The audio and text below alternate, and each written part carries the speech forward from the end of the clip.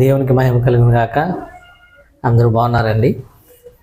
మరి ఈ ఉన్నతమైన సమయంలో ప్రభు మనకి ఇచ్చిన ఈ సమయాన్ని బట్టి దేవునికి ఎంతగానో నేను కృతజ్ఞతాస్తుతులు చెల్లిస్తున్నాను. మరి యొక్క ఆదివారం దినమున మీ అందరిని కలుసుకోవడానికి ప్రభు నాకు ఇచ్చిన కృపను బట్టి దేవునికి ఎంతగానో నేను రుణపడి ఉన్నాను. అలాగే ఈ సమయంలో కూడి వచ్చిన మీ అందరికి కూడా నా హృదయపూర్వక వందనాలు తెలియజేసుకుంటున్నాను. అందరూ బాగున్నారండి. మరి మీ అందరూ కూడా ప్రభు కృపలో దినదినము ఎదగాలని, ఆయనకు వాత్సల్యత మనందరి మీద ఉండాలని మేమందరం కూడా మీ కొరకు ప్రతిదినం కూడా ప్రార్థిస్తూ ఉన్నాం. మీరు ఎంతగానో దేవుని సన్నిధిలో ఆయనకు మాట చొప్పున, ఆయనకు వాక్యం చొప్పున మనకి జీవితాలను మనం కట్టుకుంటూ దేవుని రాకకే మనమందరం కూడా సిద్ధపడాల్సిన దినాలు ఇవి. ఎందుకంటే ఇది మనం మంచి దినముల్లో ఉన్నాము, రాకడ దినాల్లో మనం ఉంటూ ఉన్నాము. కనుక ప్రతి ఒక్కరూ కూడా భయముతో వణుకుతూ మన రక్షణని కొనసాగించవలసిన వారమై ఉన్నాం. కనుక ప్రియ దేవుని బిడ్డలారా, ఈ సమయంలో ఒక మంచి వాక్యం దేవుడు మనకి వినిపింప చేయడానికి పరిశుద్ధాత్మ దేవ నడిపింప చేత మీ అందరి ముందు నేను నిలబడి ఉండగా మనమందరం కూడా హృదయాలను సిద్ధపరచుకుని దేవుని యొక్క మూల్యమైన మాటలను మనమందరం కూడా మన హృదయంలో విందాము, అలాగే మన హృదయంలో భద్రపరుచుకుందాము. కనుక ఈ సమయంలో కొన్ని మంచి మాటలు మనం పరిశుద్ధ గ్రంథంలోంచి ధ్యానం చేద్దాం. చూడండి, మత్తయి రాసిన సువార్త 29వ అధ్యాయము. మత్తయి రాసిన సువార్త 29వ అధ్యాయము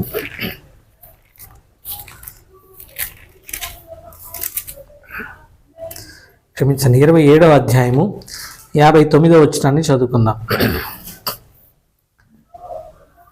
యోసేపు ఆ దేహమును తీసుకొని శుభ్రమైన నారబట్టతో చుట్టి తాను రాత్రిలో తొలిపించుకున్న క్రొత్త సమాధిలో దాన్ని ఉంచి సమాధి ద్వారమునకు పెద్ద రాయి పొర్లించి వెళ్ళిపోయాను. చిన్న ప్రార్థన చేసుకుందాం. మమ్మల్ని మిక్కిలిగా ప్రేమించిన మా ప్రియ పరలోకపు తండ్రి, నీ ఘనమైన శ్రేష్టమైన నామానికి లెక్కలేని వేలాది వందనాలు, కృతజ్ఞతాస్తుతులు, స్తోత్రాలు ప్రభా. తండ్రి, ఇంతవరకు మమ్మల్ని మీరు ప్రేమించి నీ రెక్కల చాటున భద్రపరిచి మరి యొక్క ఆదివారం దినంలో మేమందరం కూడా కూడి నీ సన్నిధిలో నేను ప్రార్థించి ప్రభా నిన్ను ఆరాధించడానికి ఇచ్చిన కృప కొరకే నీకు కృతజ్ఞతాస్తుతులు చెల్లించుకుంటున్నాం. దేవా, ఇదిగో నాయన తండ్రి, నిలబడి నన్ను మరుగుపరచండి. మీరే నాతో మా పిల్లలందరితో కూడా మీరే మాట్లాడమని వినగల చెవులు, గ్రహింపగల మనసు నాకు మా అందరికి దయచేయడం ప్రార్థన చేస్తున్నాం. నాయన తండ్రి, ఈ వాక్యం ద్వారా అనేకలు హృదయాలు తెప్పరిల్ల చేయబడాలి ప్రభా. వింటున్న వారి హృదయాల్లో నిత్యమైన వెలుగు రావాలి, వారి జీవితాలు ప్రకాశించబడాలి, నీ మహిమ వారి మీద ప్రకాశించబడాలి ప్రభా. అయ్యా, అటు కృపా ధన్యత మాకందరికి దయచేయమని యేసు పరిశుద్ధ నామమున అడిగి వేడుకొంచున్నాం మా ప్రియ పరలోకపు తండ్రి, ఆమేన్. ప్రియులారా, యేసుక్రీస్తు ప్రభు వారి యొక్క సువార్త మొత్తం 3 భాగాలుగా ఉంది. 1 ఆయన జననం, 2 ఆయన మరణం, 3 పునరుద్ధానం. ఈ లోకంలో శరీరధారిగా పుట్టిన ప్రతి ఒక్కరికి మొదటి 2 భాగాలు వర్తిస్తాయి. అవేంటంటే జననము, మరణం కదా. అయితే అందులో కూడా యేసుక్రీస్తు ప్రభు వారి యొక్క జనన మరణాల్లో ఒక ప్రత్యేకత ఉంది. అదేంటి అంటే ఆయన జననము పరిశుద్ధమైనది, ఆయన యొక్క మరణము పవిత్రమైనది. అయితే 3వది పునరుద్ధానం. ఇది చాలా ప్రాముఖ్యమైన విషయం. ఒకవేళ ఇది కనుక జరగకపోయి ఉంటే ఆయన యొక్క సువార్త అసంపూర్ణంగా ఉండేది, దేవుని చిత్తము కూడా అసంపూర్ణంగా చేయబడ్డది. కానీ మన దేవుడు పరిపూర్ణుడు గనక, ఆయన సకలము సంపూర్ణంగా నెరవేర్చే దేవుడు గనక ఆయనకు చిత్తాన్ని సంపూర్ణపరచడానికై ఈ యొక్క 3వ ప్రాముఖ్యమైన విషయము అదే పునరుద్ధానము.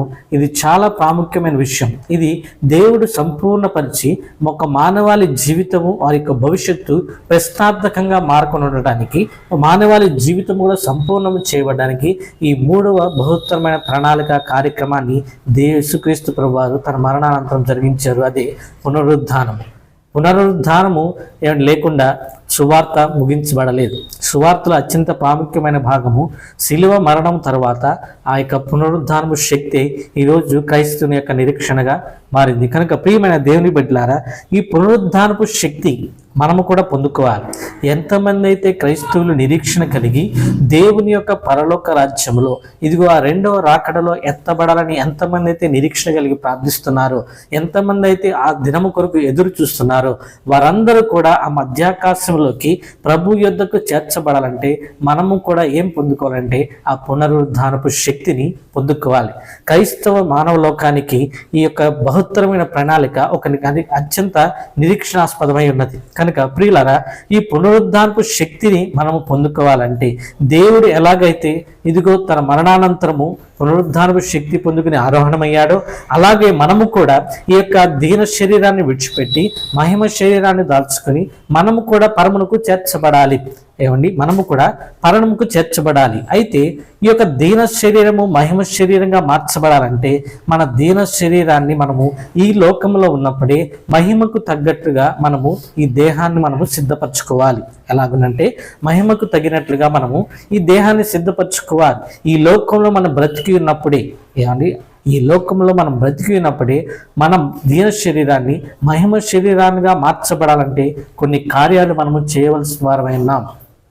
ప్రభు యొక్క శరీరము సిల్వలోంచి పునరుద్ధానం అయ్యే ముందు ప్రభు యొక్క దేహం ఎలాగైతే సిద్ధపరచబడిందో ఇలా ఈ రోజున మనము కూడా మనం బ్రతికి ఉండగానే ఇదిగో రాబో మరణాన్ని జయించాలంటే రాబో మరణాన్ని జయించి పునరుద్ధానులే మనము తిరిగి మరలా లేపబడాలి అంటే మనం దేహాలు కూడా ఏమండి మనము సిద్ధపరచుకోవాలి.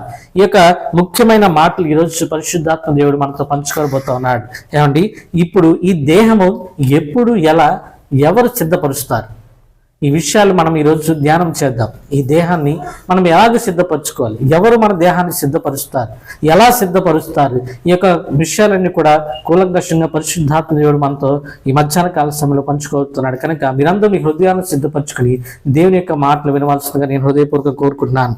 చూడండి, ఇక మత్తయి రాసిన సువార్తలో మనం చూసిన విధంగా దేవుడు యొక్క శరీరాన్ని, ఏమండి, ఆయన దేహాన్ని మరియత అయిన యోసేపు సిద్ధపరిచినట్లుగా మనం చూస్తాం. అరిమతి అయిన యోసేపు ఆ యొక్క దేహాన్ని సిద్ధపరిచినట్లుగా మనం చూస్తూ ఉన్నాం. ఏమండి, ఈ దేహము సిద్ధపరచబడాలి. రెండవదిగా బండలో దాచబడాలి. బండ దాచబడాలి. ఆ బండ ఎలాంటిదంటే తొలిచినదై ఉండాలి. ఎవరు ఎప్పుడు పెట్టబడిన కొత్తదై ఉండాలి. ఇదిగో అది సమీపంగా ఉండాలి. ఆ సమీపమైన దానిలో మన యొక్క దేహాన్ని సిద్ధపరచాలి, మన యొక్క దేహాన్ని దాచబడాలి. ఇదిగో మన దేహము ఇదిగో బండలో దాచబడాలని మనం చదువుతా ఉన్నాం. దేహాన్ని ఇదిగో తొలిచిన బండలో దాచిపెట్టారు. ఎవరు ఎప్పుడు ఉంచని ఒక దాంట్లో దాచిపెట్టారు, కొత్తగా ఉన్న దానిలో దాచిపెట్టారు, సమీపంగా ఉన్నలో దాచిపెట్టారు. ఆ బండ ఎవరే అంటే ఆయన క్రీస్తు. మన దేహము సిద్ధపరచబడి క్రీస్తులో దాచబడాలి. ఈ లోకంలో మనం జీవించినంత కాలము మన దేహము మనల్ని ఎల్లప్పుడూ కూడా ప్రతిరోజు సిద్ధపాటు చేసి దేవుని రాకడ కొరకు మనం ఎదురు చూస్తూ ఉండాలి. కనుక ఇదిగో సిద్ధపాటు ఎలా చేసుకోవాలి? మన దేహాన్ని ప్రతిదినము దిద్దుబాటు చేసుకుంటూ, మన హృదయాన్ని దిద్దుబాటు చేసుకుంటూ, మన దేహంలో ఇంకేదైనా అసంపూర్ణమైన కార్యం ఉందో అని అది మనం పరిశీలించుకుంటూ ఎల్లప్పుడూ ప్రతిదినము పరిశుద్ధాత్మ ద్వారా మనం మన దేహాన్ని సిద్ధపరచుకోవాలి. చూడండి, ఈ యొక్క లూకా రాసిన సువార్త 23వ అధ్యాయము 54వ వచనాన్ని మనం చదువుకుందాం. 54వ వచనం, ఆ దినము సిద్ధపరచు దినము విశ్రాంతి దిన ఆరంభము కావచ్చును అని రాయబడింది. మన దేహము ఎప్పుడు సిద్ధపరచాలో తెలుసా? ఏమండి, ఎప్పుడు సిద్ధపరిచారు? ఆ దినం అంట సిద్ధపరచు దినము. ఏ దినము? సిద్ధపరచు దినము. అది విశ్రాంతి దినము ఆరంభము కావచ్చు అని ఉంది. ఒక దినము ప్రారంభమవుతుంది అంటే దాని అర్థము దాని ముందు ఉన్న దినముకి అంతము వచ్చిందని అర్థం. ఇదిగో ఒక దినము ప్రారంభం అవుతుందంటే దానికి ముందు ఉన్న దినము అంతము కావచ్చునని అర్థం. ఇదిగో దేహమును సిద్ధపరిచే దినము విశ్రాంతి దినారంభము కావచ్చునని ఉంది. ఆ దినము రాకముందే, విశ్రాంతి దినము రాకముందే ఇదిగో దేహాన్ని సిద్ధపరుస్తూ ఉన్నారు. ఇది యూదుల క్రమము. ఏమండి, ఇది దేవుని యొక్క యూదుల క్రమము. ఇదిగో దేవుడు కూడా యూదా గోత్రములోనే క్రీస్తుగా ఈ లోకానికి వచ్చి ఉన్నాడు. కనుక ఇది క్రీస్తు క్రమం. క్రీస్తు యొక్క క్రమంలోనే మన దేహాన్ని కూడా మనము సిద్ధపరచుకోవాల్సిన వారమై ఉన్నాం. యూదుల క్రమం ప్రకారము దేవుని యొక్క దేహాన్ని ఆ అరిమతి అయిన యోసేపు సిద్ధపరిచినట్లుగా మనం చూస్తా ఉన్నాం. కనుక ఎప్పుడు సిద్ధపరిచారంటే ఇదిగో ఆ దినము సిద్ధపరచు దినము విశ్రాంతి దినారంభము కావచ్చుననుంది. ఇదిగో ఇదే ఆ దినమని మీరు ఎంతమంది నమ్ముతున్నారు? ఇదిగో మనం ప్రతి దినము కూడా ఆ దినమే ఈ దినము, ఆ రోజే ఈ రోజు అన్నట్లుగా మన హృదయాలను సంసిద్ధపరచుకుని ప్రభువు రాకకే మనం ఎదురు చూడాలి. ఇదిగో ప్రభువు రాకడలో మనం ఎత్తబడాలంటే, ఆ రెండవ రాకడలో మనము మధ్యాకాశంలోకి ఎత్తబడాలంటే మనము సిద్ధపాటు కలిగిన హృదయాలతో, సిద్ధపాటు కలిగిన దేహాలతో ప్రభు యొక్క రాకడ కొరకే మనం కనిపెట్టవలసిన వారం విన్నాం. ఇదిగో నిర్దోషముగా నిష్కలంకముగా జీవిస్తూ మన యొక్క హృదయాన్ని కాపాడుకుంటూ ప్రతి విషయంలో కూడా మనము వాక్యానుసారంగా జీవిస్తూ ఎల్లప్పుడూ ఇదిగో రేపటి దినమే, ఒకవేళ ఈ దినమే ప్రభు యొక్క రాకడైతే, ఈ రోజే ప్రభు యొక్క రాకడైతే, ఇదిగో నేను మధ్యాకాశంలోకి ఎత్తబడాలనే ఒక ఆలోచన కలిగి ప్రతి ఒక్కరూ కూడా ఇదిగో దేహాన్ని సిద్ధపరచుకుంటూ ఉండాలి, హృదయాన్ని సిద్ధపరచుకుంటూ ఉండాలి, మనకు సాక్ష్యాన్ని కాపాడుకుంటూ ఉండాలి. ఇదిగో అందుకే అంటాడు కదా ప్రకటన గ్రంథంలో, కాలము సమీపమై ఉన్నది, కాలము సమీపించి ఉన్నది కనుక ఇదిగో ఎవరు ఎలాగ బతుకుతున్నారు, నీతిగా ఉండేవాడిని నీతిగా బతకనివ్వండి, అవినీతిగా బతికేవాడిని అవినీతిగా బతకనివ్వండి, పరిశుద్ధంగా ఉన్నాడు ఇంకను పరిశుద్ధంగా జీవించండి, పాపంలో ఉన్నవాడిని ఇంకా పాపంలో ఉన్నాడు ఇవ్వండి. ఇదిగో వారి వారి క్రియలు చొప్పున ప్రతి వారికి ఇవ్వడానికి నేను జీతమును సిద్ధపరచున్నాను ప్రభు సెలవిస్తున్నాడు. కాలము బహు సమీపంగా ఉన్నది ప్రియ బిడ్డలారా. ఇదిగో ఎవరైతే నీతిగా బతుకుతారో, ఎవరైతే పరిశుద్ధంగా జీవిస్తారో, ఎవరైతే సత్క్రియలను చేస్తూ ఉంటారో, ఎవరైతే వారి యొక్క హృదయాలు ప్రతిదినము సిద్ధపరచుకొని తన కుటుంబాన్ని రక్షణలోకి నడిపించుకుని కుటుంబం అంతా కూడా కలిసి ఇదిగో మేము దేవుని రాకకై ఎదురు చూస్తున్నామని, ఇదిగో ఈ దినమే ఆ దినము, ఒకవేళ ఈ రోజే ప్రభు గనక వస్తే, ఒకవేళ ఈ రోజే గనక నేను మరణిస్తే నేను ప్రభు దగ్గరికి చేర్చబడాలి, ఒకవేళ ప్రభు గనక ఈ రోజు వస్తే ఆ మధ్యాకాశంలో ప్రభువుని నేను ఎదుర్కొనాలి, ఆ సంసిద్ధత నిరీక్షణ ఈరోజు క్రైస్తవులు చాలా తక్కువగా కనబడుతుంది. ప్రియ దేవుని బిడ్డలారా, ఈ వాక్యం వింటున్న మనము ప్రభు ఏం చెప్తున్నాడంటే మీ దేహాన్ని ప్రతిరోజు సిద్ధపరచుకుంటూ ఉండండి. ప్రతి దినము ఇదిగో ఆ యొక్క దినారంభము ఆరంభమైపోతా ఉంది. ఇదిగో విశ్రాంతి దినారంభము అంటే ప్రభువు దినము రాబోతా ఉన్నది. ఈ విషయాన్ని మీరు జ్ఞాపకం ఉంచుకోవాలి. ఇదిగో ఇక్కడ మొత్తం 3 విషయాలు ప్రభు మనతో మాట్లాడుతూ ఉన్నాడు. మొట్టమొదటిగా ఎప్పుడు మనం సిద్ధపరచుకోవాలంటే ప్రతి దినము కూడా మన యొక్క దేహాన్ని మనము సిద్ధపరచుకోవాలి. రెండవదిగా ఎవరు సిద్ధపరుస్తారు మన దేహాన్ని? ఏమండి, ఎవరు సిద్ధపరుస్తారు మన దేహాన్ని? ఇక్కడ మనం గమనించినట్లయితే అరిమతైన యోసేపు ఈ దేహాన్ని ప్రభు యొక్క దేహాన్ని సిద్ధపరిచినట్లుగా మనం చూస్తా ఉన్నాం. అసలు అరిమతి అయిన యోసేపు ఎవరు? ఆయనకు ఉన్న లక్షణాలు ఏంటి అంటే, ఒకవేళ మనం ఈ యొక్క 4 సువార్తలో మన విషయాలను గమనిస్తే అరిమతి అయిన యోసేపులో మొత్తం 7 లక్షణాలు మనం చూస్తూ ఉంటాం. మీ యొక్క వచనాలు మీరు చదవండి తర్వాత మరి ఆ మత్తయి సువార్త, మార్కు సువార్త, లూకా, యోహాను సువార్త, ఈ 4 సువార్తల చివరి అధ్యాయాల్లో ప్రభు యొక్క శరీరాన్ని సిద్ధపరిచినప్పుడు అరిమతి అయిన యోసేపు ఏం చేశాడు? ఇక అరిమతి అయిన యోసేపులో ఎట్లాంటి లక్షణాలు కనబడుతున్నాయి అంటే, క్రీస్తులో ఉన్న కొన్ని లక్షణాలు, క్రీస్తు యొక్క గుణాతి లక్షణాలు అరిమతి అయిన యోసేపులో కనబడుతున్నాయి. అయినా పరిశుద్ధాత్మకి సాదృశ్యంగా ఇదిగో పరిశుద్ధులైన దేవుని యొక్క లక్షణాలు కలిగిన ఒక వ్యక్తిగా మనం చూస్తా ఉన్నాం. చూడండి, ఆ విషయాలు నేను కొద్దిగా మేము మీకు వివరిస్తాను. చూడండి, ఆ యొక్క అరిమతి అయిన యోసేపులో ఏం లక్షణాలు ఉన్నాయంటే, మొట్టమొదటిగా ఆయన ధనవంతుడు, రెండవదిగా ఆయన గుణాతి లక్షణం ఏంటంటే ఆయన తెగించినవాడు, మూడవదిగా ఘనత పొందినవాడు, నాలుగవదిగా సజ్జనుడు, ఐదవది నీతిమంతుడు, ఆరవది దేవుని రాజ్యం కొరకు కనిపెట్టేవాడు, ఏడవది ఆయన ఉండు స్థలంలో మనం ఉండేలాగా ఆయన రహస్యముగా కార్యమును జరిగించే ఒక వ్యక్తిగా మనకు అరిమతి అయిన యోసేపు కనబడతా ఉన్నాడు. ఇదిగో ఎలాగూ కనబడుతున్నాడు. ఈ 7 లక్షణాలు యేసుక్రీస్తు ప్రభువారిలో కూడా మనం చూస్తా ఉన్నాం. కాబట్టి అవునా, మొట్టమొదటి ఏం లక్షణం అరిమతి యోసేపులో చూడండి. అరిమతి అయిన యోసేపు ఏమండి యూదుల పట్టణ సభ్యుడు, ఆయన ధనవంతుడైన ఒక వ్యక్తిగా మనకు కనబడుతున్నాడు. మన క్రీస్తు కూడా ఆయన ధనవంతుడు. ఎందులో తెలుసా? ఆయన ప్రేమలోను తగ్గింపులోను క్రీస్తు ధనవంతుడిగా మనకు కనబడతా ఉన్నాడు. రెండవదిగా తెగించినవాడు, మన కొరకు ప్రాణము కూడా పెట్టడానికి ఆయన వెనుకాడలేదు, తెగించాడు, మన కొరకు త్యాగమయ్యాడు. మూడవదిగా ఘనత పొందినవాడు, తన తండ్రి చిత్తాన్ని ఈ లోకంలో నెరవేర్చి యేసుక్రీస్తు ప్రభు వారు తనకు అప్పగింపబడిన బాధ్యత సంపూర్ణంగా నెరవేర్చి తన ద్వారా తండ్రిని మహిమపరిచి ఘనత పొందిన వాడు క్రీస్తు ప్రభువారు. అలాగే నాలుగవదిగా మీరు చూసినట్లయితే సజ్జనుడు. ఇక సజ్జనుడు ఎలాంటి వాడంటే తన హృదయంలో మంచి విషయాలను బోధించేవాడు కదా.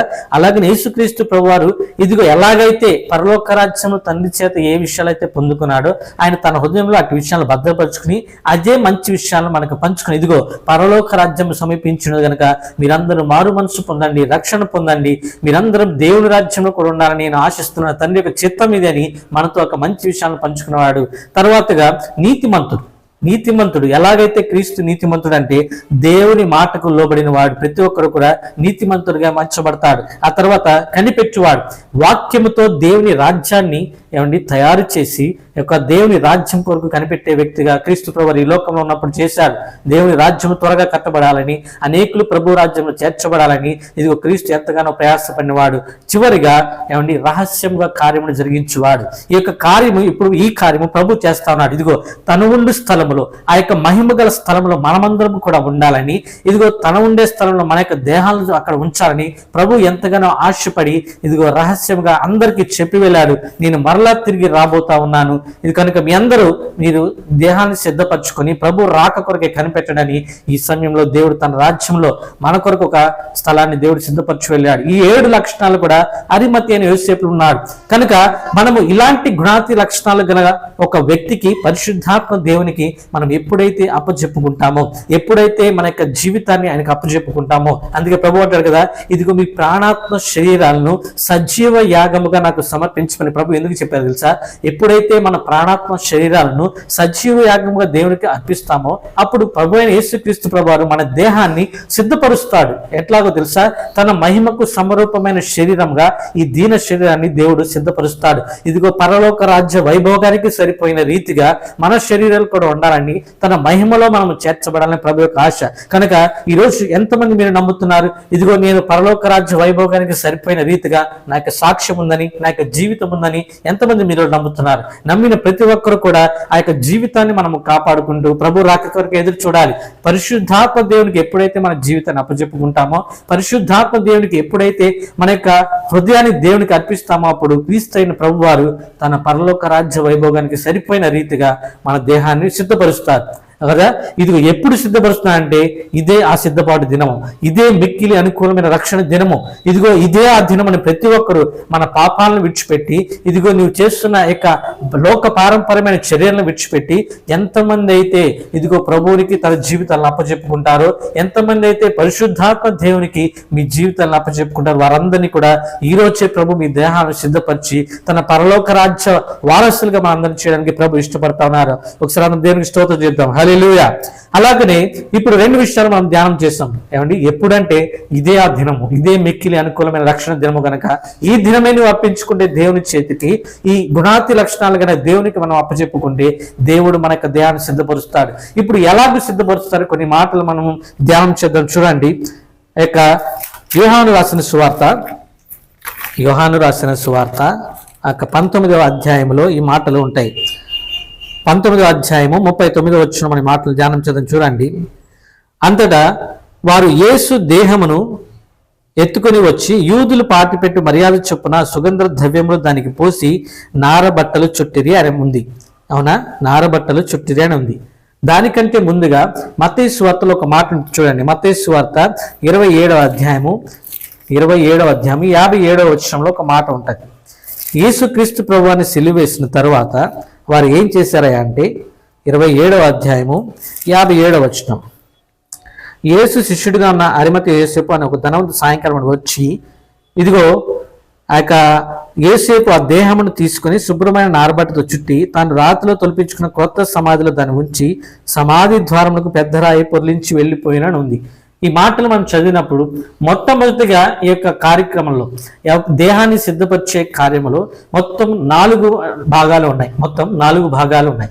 ఒకటి, మొట్టమొదటిగా శరీరాన్ని కిందకు దించినట్లుగా మనం చూస్తాం.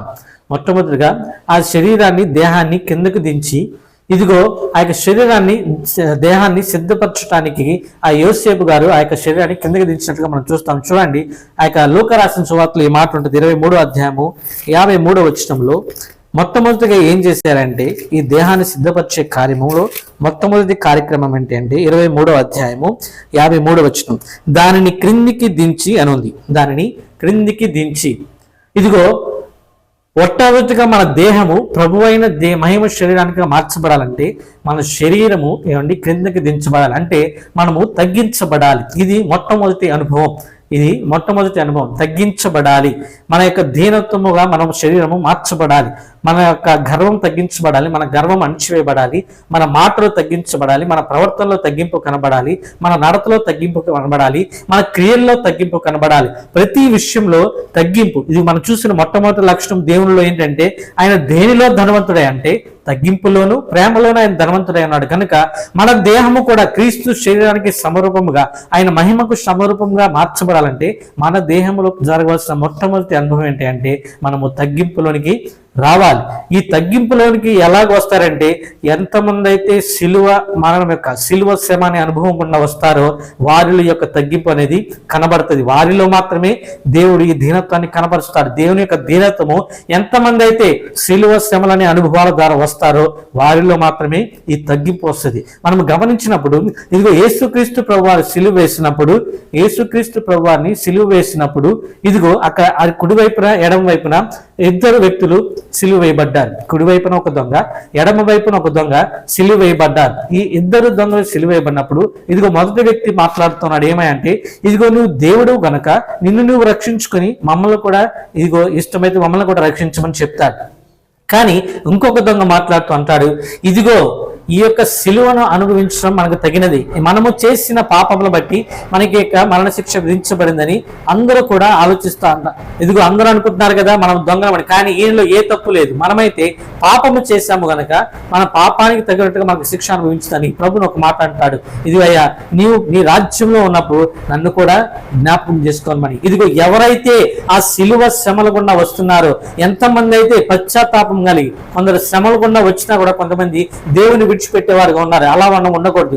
ఇదిగో శ్రమల గుండా మనం వెళ్తున్నామంటే మనలో ఇంకా దీనత్వం రావాలని దేవుడు శ్రమలు అనుమతిస్తా ఉన్నాడు. ఇదిగో మనలో ఇంకా తగ్గింపు స్వభావం కనబడాలని కొన్నిసార్లు లోతైన శ్రమల గుండా దేవుడు మనం తీసుకుని వెళ్తా ఉంటాడు. ఇదిగో ఈ శ్రమల అనుభవం ద్వారా మనం ముందుకు వెళ్తున్నప్పుడు ఇదిగో క్రైస్తవుడు అనబడే ఒక వ్యక్తి జీవితంలో ఏమొస్తున్నాయంటే దీనత్వం వస్తుంది. ఇదే మొట్టమొదటి క్రియ దేహాన్ని సిద్ధపరిచే కార్యక్రమంలో. ఏమండి, ఇది మొట్టమొదటి అనుభవం. తగ్గింపు అనుభవంలోకి మొదటిగా మనము రావాలి. తగ్గింపు అనుభవంలోకి మొట్టమొదటిగా మనము రావాలి. ఆ తర్వాత జరిగే కార్యక్రమం ఏంటి అంటే, ఆ దేహాన్ని వారు పైకి ఎత్తుకున్నారు. ఇదిగో యోహాను సువార్త 19వ అధ్యాయం రాయబడినట్లుగా ఇదిగో కిందకు దించబడిన ఆ దేహాన్ని ఇప్పుడు పైకి ఎత్తుకున్నట్లుగా మనం చూస్తాం. ఇదిగో తగ్గింపులోకి వచ్చిన నీ జీవితాన్ని, తగ్గింపులోకి రాబడిన నీ యొక్క జీవితంలో దేవుడు ఇప్పుడు ఆత్మీయంగా ఉన్నతమైన స్థితిలోకి తీసుకువెళ్ళబోతా ఉన్నాడు. ఇది రెండవ భాగం. ఇది రెండవ కార్యక్రమం. దేహాన్ని సిద్ధపరిచే భాగంలో ఇది ఒక రెండవ కార్యక్రమం ఏంటి అంటే, మన యొక్క దీన జీవితం ఎప్పుడైతే మనలోకి వచ్చిందో, మనలో ఎప్పుడైతే తగ్గింపు కనబడుతుందో అప్పుడు దేవుడు ఆత్మీయంగా మనల్ని ఉన్నతమైన స్థితిలోనికి తీసుకుని వెళ్తాడు.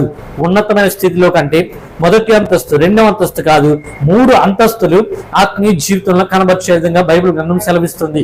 ఆత్మీయ జీవితంలో మొత్తం 3 మెట్లు ఉంటాయి. ఒకటి మొదటి అంతస్తు, రెండవ అంతస్తు, 3వ అంతస్తు. ఆ శ్రేష్టమైన ఉన్నతమైన స్థలంలో ఇదిగో నీలో తగ్గింపు కనబడితేనే, నీవు శ్రమలను అనుభవిస్తేనే అప్పుడే నీవు ఆత్మీయంగా ఉన్నతమైన స్థితిలో చేర్చబడతావు.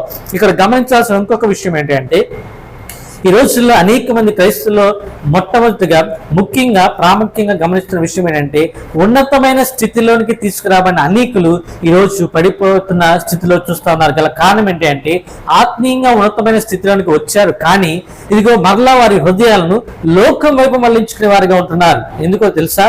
ఇదిగో కొంతమంది పరిశుద్ధత అనే లోపం వల్లనో, ఇంకొంతమంది పరిచయమైన ముసుగు ద్వారానో వారి జీవితాలను పతన స్థితికి మళ్ళీ వచ్చేలాగా ఇదిగో మన స్వచిత్వం ద్వారా చాలా మంది చేసుకునేలాగా కనబడుతున్నారు. ప్రియ సహోదరులారా, ఈ వాక్యం వింటున్న మనం ఇదిగో ఎప్పుడైతే మనం దీనత్వంగా ఉన్నామో, ఎప్పుడైతే ఆత్మీయంగా ఉన్నత స్థితికి చేర్చబడ్డామో, మరలా అక్కడ నుంచి దిగజారిపోకుండా మన యొక్క ప్రార్థనా జీవితాన్ని, మన యొక్క విశ్వాస జీవితాన్ని మనము కాపాడుకోవాలి. ఇది ప్రాముఖ్యమైన విషయం. ఇదిగో తగ్గింపులోకి వచ్చిన మనల్ని దేవుడు హెచ్చైన స్థితిలోకి, ఆత్మీయంగా ఉన్నతమైన స్థితిలోకి దేవుడు తీసుకెళ్తారు. కనుక దేవుడు అన్నారు, ఎవరైతే తగ్గింపబడతారో వారు హెచ్చింపబడతారు. ఈ లోక విషయాలలో కాదు కానీ ఆత్మ సంబంధమైన విషయాల్లో కూడా దేవుడు మాట్లాడే విషయం ఏంటి అంటే, ఇదిగో ఎంతమంది అయితే మీరు తగ్గింపు కలుగున్నారో వారందరినీ కూడా దేవుడు ఈ మధ్యాహ్న కాల సమయంలో ఉన్నతమైన ఆత్మీయ స్థితిలోకి తీసుకెళ్ళాలని ఆశపడుతున్నారు. కనుక నమ్మే వాళ్ళందరూ ఒకసారి దేవుడికి స్తోత్రం చెప్తాం. హల్లెలూయా. కనుక ప్రతి ఒక్కరు గమనించాల్సిన విషయం ఏంటి అంటే, ఇదిగో 2 యొక్క ప్రాముఖ్యమైన విషయాలు దేహాన్ని సిద్ధపరిచే క్రమంలో జరిగినాయి. మొట్టమొదటిగా ఇదిగో సిలువ శ్రమల ద్వారా మనకి జీవితాల్లో తగ్గింపు స్వభావాన్ని దేవుడు కలగజేస్తాడు. మన దేహము ఏమండి సిలువ శ్రమల ద్వారా ఇదిగో దీనత్వంలోకి మార్చబడింది. ఆ తర్వాత ఈ దేహాన్ని ఆత్మీయమైన ఉన్నత స్థానంలోనికి దేవుడు తీసుకుని వెళ్తాడు. ఇది రెండవ విషయం. మూడవ విషయం, అక్కడ వీళ్ళు ఏం చేశారంటే, అదే లూకా రాసిన సువార్తలో 23వ అధ్యాయంలో ఒక మాట ఉంటుంది. చూడండి 23వ అధ్యాయంలో దాని కిందికి దించి సన్నపు నారబడితో చుట్టారు కదా. ఆ యోహాను రాసిన సువార్త 19వ అధ్యాయంలో మాట ఉంటుంది. తీసుకుని వచ్చి ఇదిగో అంతటి వారు యేసు దేహం ఎత్తుకుని వచ్చి యూదులు పాతిపెట్టు మర్యాద చొప్పున ఆ సుగంధ ద్రవ్యములు దానికి పూసి అని ఉంది. ఇది 3వ కార్యక్రమం ఏంటి అంటే సుగంధ ద్రవ్యాలు పూసి. అయితే అక్కడ మొదట రాత్రి వేళ నికోదేము అనే ఒక వ్యక్తి వచ్చాడు. ఈయన ఏం తీసుకుని వచ్చాడంటే బోళముతో కలిపిన అగరును రమారమి 150 సేర్ల ఎత్తు తీసుకుని వచ్చినట్లుగా మనం చూస్తాం. ఇది కూడా ఇంకొక ప్రాముఖ్యమైన విషయం కదా. 4 రకాలైన విషయాలు చెప్పబడి ఉన్నాయి. ఈ 4 విషయాలు కూడా అత్యంత ప్రాముఖ్యమైనవి. కానీ ఈ 3వ విషయము ఏమంటే ఈ రోజులో చాలా మంది లోపంగా కనబడతా ఉంది. చాలా మంది ఈ విషయంలో తొట్టిల్లిపోయేవారుగా ఉన్నారు. ఇదిగో ఆత్మీయంగా ఉన్నతమైన స్థితికి తీసుకుని వెళ్ళబడుతున్నారు. కానీ ఈ యొక్క 3వ స్థితికి వచ్చేపాటికి వారి యొక్క 3వ స్థితిని వారికి దేహాన్ని సిద్ధపరిచే క్రమంలో ఏమంటే తొట్టిల్లిపోయే వారిగా ఉన్నారు. ఈ కార్యక్రమం ఏంటి అంటే ఇదిగో బోళముతో కలిపిన అగరు. బోళము అంటే ఏమండి సుగంధ ద్రవ్యాలు. ఇది పరిమళము కలిగిన ఒక బంక. ఏమండి బోళం అంటే పరిమళము కలిగిన ఒక బంక. బంక ఏమండి అది తెలుపుగా ఉంటది, సువాసన ఇచ్చేదిగా ఉంటది, అది తెల్లగా ఉంటది. అంటే పరిశుద్ధతకు సూచనగా కనబడతా ఉంది. అగరు అనగా ఇది విశేషమైన సువాసన ఇచ్చే ఒక గంధపు చెక్క, ఎర్రధారులు కలిగిన ఒక గంధపు చెక్క. అంటే క్రీస్తు రక్తానికి సాదృశ్యంగా ఈ ఎర్రధారులు కనబడతా ఉన్నాయి.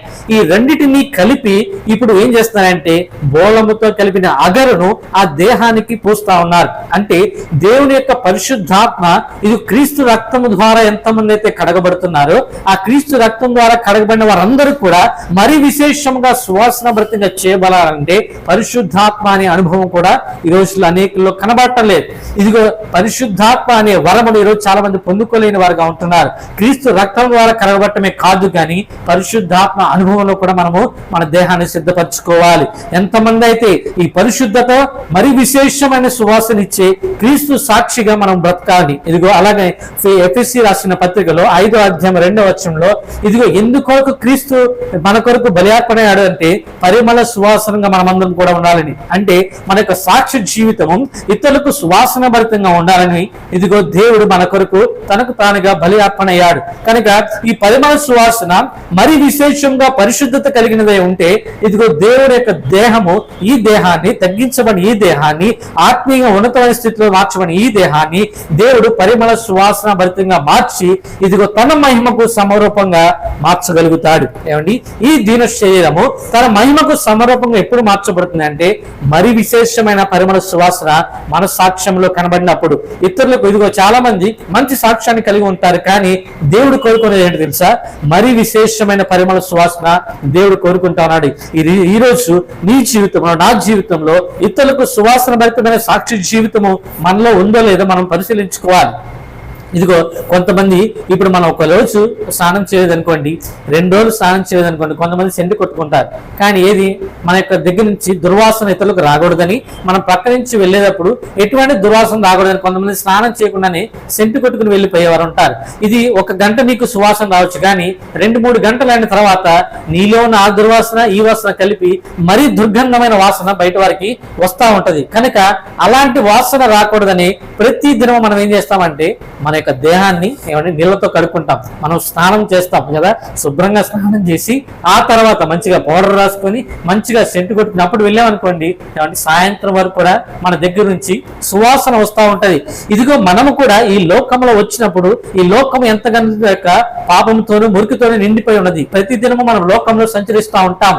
ఇదిగో మన కంటి ద్వారా పాపం చూడొచ్చు, మన చెవుల ద్వారా పాపం వినొచ్చు, మన నోటి ద్వారా పాపాన్ని పలకొచ్చు. ఇదిగో అనేక సార్లు చాలా మంది క్రైస్తవులు అనబడేవారు లోకంలో తిరుగుతున్నారు. కాబట్టి ఈ లోకంలో సంబంధించిన మురికి మనకు అంటుతా ఉంటది అప్పుడప్పుడు. కనుకనే మనం ప్రతి దినము వాక్యము చేత మనం ఉదక స్నానము చేయబడాలి. ఇదిగో ప్రతి దినము యేసు రక్తము మన మీద మన కుటుంబాల మీద ప్రోక్షించుకుంటూ ఉండాలి. ప్రతి దినము ఆయన యొక్క పరిశుద్ధతలో మనం ఉన్నా లేదా మనం పరిశీలించుకుంటూ ఉండాలి. ఎంతమంది అయితే ఇక కార్యక్రమాలు అంత చేస్తూ ఉంటారో దేవుడు మనం కోరుకున్న జీవితము, దేవుడు ఎలాగైతే ఆయన కొరకు సాక్షులుగా ఉండాలని దేవుడు కోరుకున్నాడో మన యొక్క జీవితము ఇతరులకు సువాసన భరితంగా మార్చబడుతుంది. ఇదిగో దేవుని ప్రేమను కనపరచాలి, దేవుని యొక్క క్రియలను కనపరచాలి, దేవుని యొక్క మాటలు మన జీవితంలో మనము నెరవేర్చే వారిగా ఉండాలి. ఏంది అందుకే దేవుడు అంటాడు కదా, క్రియలు లేని విశ్వాసము మృతము అని.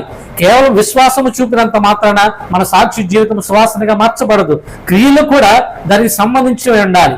దేవుని క్రియలు కూడా మనం కనపరచాలి. ఇది ఆహారం లేని వారికి ఆహారం ఇవ్వడం, వస్త్రహీనతగా ఉన్న వారికి వస్త్రాలు ఇవ్వడం, అనారోగ్యంగా ఉన్న వారిని పరామర్శించడము, అలాగే లేని వారికి ఎంతో కొంత సహాయం చేయడము, మనకి వీలైనది మేలైనది మనం చేయనే ఉండాలి. ఇదిగో నీ ఏదైతే చేయగలిగైతే ఉన్నావో అట్టి విషయాలను, దానికి దేవుడు అంటారు కదా, పరిశుద్ధ గ్రంథం ఒక మాట ఉంటుంది, మేలైనది చేయనై ఉండి అట్టిగా చేయవాడికి శ్రమని కదా. మనం ఏదైనా విషయంలో ఆ ఒక పరాయ వ్యక్తికి, ఒక అవతల వ్యక్తికి మేలు చేయడం మన వంతు అయినప్పుడు మనం ఖచ్చితంగా వ్యక్తికి మేలు చేయాలి. అందుకని కొలసీ రాసిన పత్రికలు ఈ మాట ఉంటుంది, ఇదిగో మీరు మీ సొంత కార్యక్రమం కాదు కానీ ఇతరుల కార్యక్రమం కూడా ఆసక్తి కలిగి ఉండమని. ఇటు మనసు ఎవరిది అంటే ఇది క్రీస్తుకు కలిగిన మనసు. ఈ క్రీస్తుకు కలిగిన మనస్సు మనలో ఉన్నప్పుడే మన జీవితము దేవునికి ఎంతగా, దేవుడు ఎలాగైతే ఉండాలని మనల్ని కోరుకున్నాడో, ఎలాగైతే దేవునికి సాక్షిగా ఉండాలని దేవుడు ఆశపడుతున్నాడో, మన జీవితం కూడా దేవునికి సాక్షిగా ఇదిగో సువాసన భరితంగా, కేవలం మనుషులకు మాత్రమే కాదు దేవునికి కూడా సువాసన భరితమైన జీవితం మనం జీవించాలి. అవునా? బలిపీఠము మీద ఇదిగో దేవునికి నైవేద్యం అర్పించినప్పుడు దేవునికంట ఇంపైన సువాసన వెళ్ళాలంట.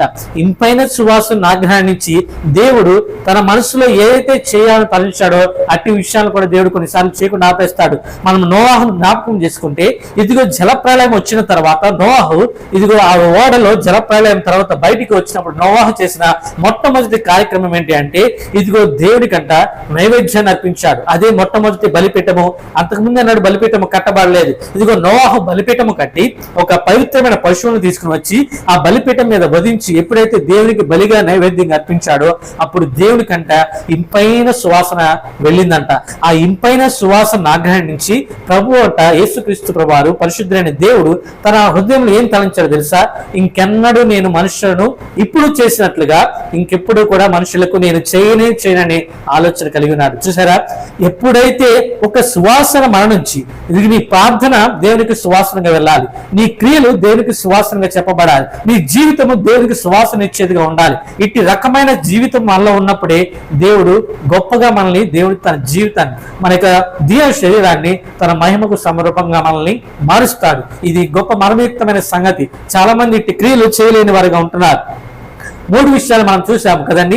మొట్టమొదటిగా తగ్గింపు శరీరం కనబరుచుకోవాలి, రెండవదిగా ఆత్మీయంగా ఉన్నతమైన స్థితిలోకి చేర్చబడాలి, మూడవదిగా పరిశుద్ధాత్మకి మన జీవితాన్ని మనము అప్పచెప్పుకొని పరిశుద్ధాత్మ అనే వరాన్ని పొందుకొని ఇదిగో సువాసన భరితమైన ఒక సాక్షి జీవితాన్ని మనం అందరూ కూడా జీవించాలి. చివరిగా ఒక దేహాన్ని సిద్ధపరిచే కార్యక్రమంలో చివరిగా చేసిన మాట ఏంటి అంటే దానికి నార బట్టలు చుట్టేది అని ఉంది. ఏమండి, ఏం చేశారంటే ఆ దేహానికి నార బట్టలు చుట్టారంట. ఈ నార బట్ట అంటే ఏమండి, ఇది చాలా ప్రశస్తమైన ఒక వస్త్రం. ఈ రోజుల్లో మనం చెప్పుకునే ఆ లెనిన్ కాటన్ అనేది ఈ నార బట్ట. అప్పట్లో చాలా ధనవంతులు మాత్రమే ఈ వస్త్రాన్ని ధరించేవారు. అయితే ఇప్పుడు మనము కూడా అప్పట్లో ప్రధాన యాజకులు ధరించేవారు ఈ యొక్క ప్రశస్తమైన నార వస్త్రాన్ని. దేవుడు వారి కొరకు నార వస్త్రము, నార లాగులను, చొక్కాలను చేయించాలని మనం పాత నిబంధన గ్రంథంలో చదువుతూ ఉంటాం. అయితే ఇట్టి ప్రశస్తమైన వస్త్రాన్ని దేహానికి చుట్టినట్లుగా మనం చూస్తాం. ఈ నార బట్టకి ఒక ప్రత్యేకమైన విశ్లేషణ, వివరణ ఉంది. నేను మీకు చెప్తాను చూడండి. ఈ నార బట్ట ఎక్కడి నుండి తయారు చేయబడుతుందంటే అవిసె గింజల యొక్క మొక్క నుంచి ఏమండి ఈ యొక్క నార బట్టను తీస్తారు. మీరు ఎప్పుడైనా మీ యొక్క మొక్కను చూసారా? మీరు చూడకపోతే చూడండి ఒకసారి. అవిసె గింజల యొక్క కాండములోంచి ఈ యొక్క నార బట్టను తీస్తారు. ఎలాగంటే చాలా చోట్ల పత్తి ఏమండి నార్మల్ కాటన్ ఉంది, దూదితో చేసే బట్టలు, నార్మల్ కాటన్ వస్త్రాలు ఎలాగ చేస్తారంటే ఆ యొక్క పత్తి చెట్లలోంచి ఆ దూదిని తీసుకుని ఆ దూదిని నార దారాలకు తీసి అక్కడి నుంచి వస్త్రాలు ఉడుకుతారు. అయితే ఈ నార బట్ట ఎలాగో తయారు చేయబడుతుంది అంటే ఆ యొక్క చెట్టు యొక్క కాండాన్ని ముక్కలుగా చేసి దాన్ని తొలిచి ఆ యొక్క కాండములోంచి ఈ యొక్క దారాన్ని వారు తీస్తారు. అయితే కాండాన్ని తీయడానికి ఈ చెట్టుని నరకరండి. ఏమండి, ఈ చెట్టుని నరకరు. ఈ చెట్టుని వేర్లతో సహా భూమిలోంచి పెరుకుతారు. ఇక్కడ చాలా యొక్క ఏంటంటే పని ఇందులో ఇమిడి ఉంది. మీరు చాలా బాగా గమనించినట్లయితే ఇక్కడ ఆ యొక్క లేబర్ వర్క్ చాలా ఎక్కువగా ఉంటుంది. చాలా మంది పనివారు అవసరం ఈ యొక్క నారబట్టను తయారు చేయాలంటే. ఇది దాదాపు నారబట్ట 1 మీటరు మీకు దాదాపుగా 2500 నుంచి 3000 రూపాయల వరకు ఉంటుంది ఒక మీటర్. Original linen cotton. మీరు బయట ఎక్కడైనా వెళ్ళి అడగండి. అందుకే ఒక లెనిన్ షర్ట్ మనం కొనాలంటే దాదాపు 5000 రూపాయల వరకు కూడా ఆ షర్ట్ ఉంటుందని మనం చూస్తాం. Original linen cotton. ఏమండి, ఈ యొక్క నారబట్టను అంత ప్రశస్తమైన వస్త్రము దేహానికి ఎందుకు చుడతారంటే, ఈ నార చెట్టు ఏదైతే ఉందో అవిసె గింజల చెట్టు, దానిలో ఉన్న ఇంకొక లక్షణం ఏంటంటే దాని యొక్క పువ్వు అంట నీలము రంగులో ఉంటది. దాని యొక్క పువ్వు నీలము రంగులో ఉంటది. ఈ నీలము దేవుని నీతికి సాదృశ్యంగా చెప్పబడతా ఉంది. ఎవరు చెప్పబడుతుంది? దేవుని యొక్క నీతికి సాదృశ్యంగా చెప్పబడతా ఉంది. ఈ ప్రశస్తమైన వస్త్రము దేవుని నీతి క్రియలకు సాదృశ్యంగా చెప్పబడతా ఉంది. ఇప్పుడు దాకా 3 విషయాలు మనం చూసాం. తగ్గింపు జీవితాన్ని కనపరిచి ఆత్మీయస్థితిగా ఉన్నతంగా చేర్చబడిన ఆ యొక్క పరిశుద్ధాత్మ అభిషేకం పొందిన మనం ఏం చేయాలంటే పరిశుద్ధుల నీతి క్రియలనే వస్త్రము చేత మనము చుట్టబడాలి. ఇది కూడా ప్రాముఖ్యమైన విషయము. చివరి విషయము ఇదిగో. ఆ 3 విషయాలను పొందపరిచినా కూడా నువ్వు దీన శరీరం మహిమ శరీరంగా మార్చబడదు. ఇదిగో పరిశుద్ధుల నీతి క్రియలు మనం చేసి ఉండాలి. పరిశుద్ధుల నీతి క్రియలు, నారబట్ట అనే వస్త్రము మన దేహానికి చుట్టబడాలి. ఇదిగో దేవుని నీతిని మనం నెరవేర్చేవారిగా ఉండాలి. ఇదిగో దేవుని నీతిని నెరవేర్చలేనంత సేపు ఏమండి మనం యొక్క రాజ్యాన్ని మనము కట్టలేము. ఇదిగో ఒక దేహము దేవుని యొక్క మహిమకు సమరూపంగా సిద్ధపరచాలంటే మొత్తం 4 విషయాలు మనం చేయాలి. 4వదిగా నార వస్త్రము చేత మనము చుట్టబడాలి. మొత్తం 4 విషయాలు. చివరిది నార వస్త్రము చుట్టబడాలంటే నీతి క్రియలు మనం చేసే ఉండాలి. ఇదిగో మనం హెబ్రీ పత్రిక 12వ అధ్యాయం చూసినట్లయితే ఇదిగో విశ్వాసుల జాబితాను అక్కడ చూస్తూ ఉంటాము. వీరందరూ అంట పరిశుద్ధుల నీతి క్రియలుగా మనం చూస్తూ ఉంటాం. ఇదిగో దేవుడు ఒక వస్త్రాన్ని దేవుడు మనకి ఇస్తా ఉన్నాడు. పెండ్లి కుమార్తెకి ఒక వస్త్రం ఇవ్వబడుతుంది. అదే ఈ నీతి వస్త్రము, పెండ్లి వస్త్రం. అదే ఎంతమంది అయితే ఈ పెండ్లి వస్త్రము ధరించుకుంటారో వారు మాత్రమే వధువు సంఘంలో చేర్చబడతారు. ఎంతమందికి అయితే పెండ్లి వస్త్రం ఇవ్వబడుతుందో వారు మాత్రమే ఇదిగో ఆ యొక్క పరిశుద్ధమైన వివాహానికి అర్హులుగా ప్రభు చెప్తా ఉన్నాడు. వీళ్ళు ఎంతమంది పెండ్లి వస్త్రాన్ని పొందుకున్నారు? ఒకవేళ పొందుకోకపోతే ఇప్పుడే ఈ రోజు నుంచైనా దేవుని నీతిని జరిగించడానికి, నీతి క్రియలు చేయడానికి, సత్క్రియలు చేయడానికి మనమందరం కూడా మనము సిద్ధపడాలి. ప్రతి దినము మన హృదయాన్ని సిద్ధపరచుకోవాలి, మన జీవితాన్ని సిద్ధపరచుకోవాలని ప్రభు ఆశపడతా ఉన్నాడు. ఎందుకంటే ఇదిగో కాలము బహు సమీపముగా ఉన్నది. ఇదిగో మనం దేవుని యొక్క రాకడ దినాలు ఉంటా ఉన్నాము. ఇదిగో మన యొక్క జీవితం అంతా, మన గురి అంతా యెరూషలేము వైపే ఉండాలి. ఇదిగో ఎప్పుడు దేవుడు రాబోతా ఉన్నాడు, ఏ రోజు ప్రభు రాబోతున్నాడు మనకు తెలియదు. కానీ ప్రతి దినము, అందుకే ప్రభు మనం చెప్పుకున్న మొట్టమొదటి మాట అదే కదండి. ఇదిగో ఈ దినమే ఆ దినమని ఎంతమంది అయితే ఎదురు చూస్తూ ఉంటారు. ఈ రోజే ఆ రోజు అని, ఇదిగో ప్రభు రాకడ ఈ రోజు అని ఎంతమంది అయితే భయముతో వణుకుతో తమ రక్షణ కొనసాగిస్తూ ఉన్నారో అట్టి వారు మాత్రమే దేవుని యొక్క పరిశుద్ధమైన వధువు సంఘములో చేర్చబడతారు. మిగిలిన వారందరూ కూడా విడవబడతారు. విడవబడిన వారందరూ కూడా ఇదిగో అగ్నిగుండము సిద్ధపరచబడి ఉంది. కనుక ప్రియమైన దేవుని బిడ్డలారా, ఏ ఒక్క ఆత్మ నశించిపోకూడదని దేవునికి చిత్తం. ఏ ఒక్క ఆత్మ నశించిపోకూడదని దేవుని చిత్తము కనుక ఇదిగో మనమందరం కూడా రక్షించబడి ఆ యొక్క పరలోక రాజ్యంలో ప్రభు 2వ రాకడలో రాబోతున్నప్పుడు ఆ మహిమ యొక్క శరీరం ఆయన పరలోక రాజ్య సంబంధులందరికీ ఆ యొక్క పరిశుద్ధుల గుంపులో మనమందరం కూడా చేర్చబడాలంటే, ఆ 2వ రాకడలో మధ్యాకాశంలో మనం కూడా పరుగుని ఎదుర్కోవాలంటే మన దేహాన్ని మనము ఇప్పుడే సిద్ధపరచుకోవాలి. ఇప్పుడే మనము సిద్ధపరచుకోవాలంటే పరిశుద్ధాత్మకు మన జీవితాలు మనము అప్పచెప్పుకోవాలి. ఎంతమంది అయితే అప్పచెప్పుకుంటారో దేవుడు వారిని ఇప్పుడు సిద్ధపరచడానికి సంసిద్ధంగా ఉన్నాడు. ఇదిగో సమయం ఉండగానే, ఇదిగో ప్రభు ఒక మాట అంటాడు కదా, దీపం ఉండగానే నీలోని నువ్వు చెక్కబెట్టుకో. మన దగ్గర సమయం ఉండగానే, మనలో ప్రాణం ఉండగానే దేవుడు అవకాశం ఇచ్చినప్పుడే. ఇదిగో ఏశావు కంట ఇంకెన్నటికీ కూడా అవకాశం ఇవ్వబడలేదు. ఎంత కన్నీరు కార్చాడో. ఇదిగో తన తండ్రి దగ్గర, తండ్రి ఒక్క ఆశీర్వాదం అన్నా లేదా, ఒక్క ఆశీర్వాదం అన్నా నా కొడుకు నీ దగ్గర లేదంటే, అయ్యా నా దగ్గర ఏం ఆశీర్వాదం లేదయ్యా, మొత్తం ఉన్న ఆశీర్వాదాంతానికి నీ తమ్ముడైన యాకోబుకి నేను ఇచ్చేస్తున్నానని ఇస్సాకు ఎలాగైతే చెప్పాడో, ఇదిగో అవకాశం ఉన్నప్పుడే ప్రభు దగ్గర మన దేహాన్ని మనం సిద్ధపరచుకోవాలి. రేపు ప్రభు ఒక మాట అంటాడు కదా, అయ్యా నీ యొక్క మాట చొప్పున నేను దేహాలు వెలగొట్టాను. ఇదిగో నీ మాట ద్వారా నేను ప్రవచనాలు చెప్పాను, అనేకులు నేను స్వార్థ ప్రకటించాను, అనేక మంది నేను ఎంతో మంది రక్షించానన్నా కూడా ఇది ప్రభు ఒక రోజు ఒక మాట అంటాడు. ఆ మాట తెలుసా, అయ్యా నీవెవరో నాకు తెలియదు. నీ దేహము సిద్ధపరచబడకుండా మనము ప్రభుని చూడలేము. అందుకని ఒక మాట ఉంటుంది కదా, ఇదిగో పరిశుద్ధత లేకుండా ఎవడును ప్రభుని చూడలేడు. ఇది మాటలన్నీ ఏమండి మర్మయుక్తమైన సంగతులు పరిశుద్ధ గ్రంథంలో దాచబడి ఉన్నాయి. అవన్నీ కూడా ఈ మధ్యాహ్న కాల సమయంలో దేవుడు మనతో బయలుపరిచి ఉన్నాడు. కనుక ఎంతమంది అయితే మీరు ఈ మాటలు వింటున్నారు, ఎంతమంది అయితే ఇక్కడ కూడుకున్న వారందరూ కూడా దేవుని మాటలు వింటా ఉన్నారు, ఇదిగో మనము చేయవలసిన కార్యం ఏంటి అంటే మనము పరిశుద్ధతకు ప్రాముఖ్యతనివ్వాలి, పరిశుద్ధాత్మకు మన జీవితాన్ని చెప్పుకోవాలి. ఈ దినమే దేవుడికి మన పాడత్వ శరీరాలను సజీవ యాగముగా బలిపీఠం మీద మనం సమర్పించినప్పుడు అప్పుడు దేవుడు మన దేహాన్ని సిద్ధపరిచి ఈ దీన శరీరాన్ని తన మహిమకు సమరూపమైన శరీరముగా మార్చి ఒక దేహాన్నిగా దేవుడు మనం సిద్ధపరుస్తాడు. కనుక అటు కృప దేవుడు మనందరికీ దయచేయును గాక. దేవుడి వాక్యం దీవించును గాక. మన జీవితాన్ని దేవుడు తన మహిమకు సమరూపంగా దేవుడు మార్చును గాక. ప్రార్థన చేసుకుందాం. మీ అందరికీ వందనాలు. ప్రార్థన. మమ్మల్ని మిక్కిలిగా ప్రేమించిన మా ప్రియ పరలోకపు తండ్రి, నీ ఘనమైన శ్రేష్టమైన నామానికి మరొకసారి వందనాలు, స్తోత్రాలు ప్రభా.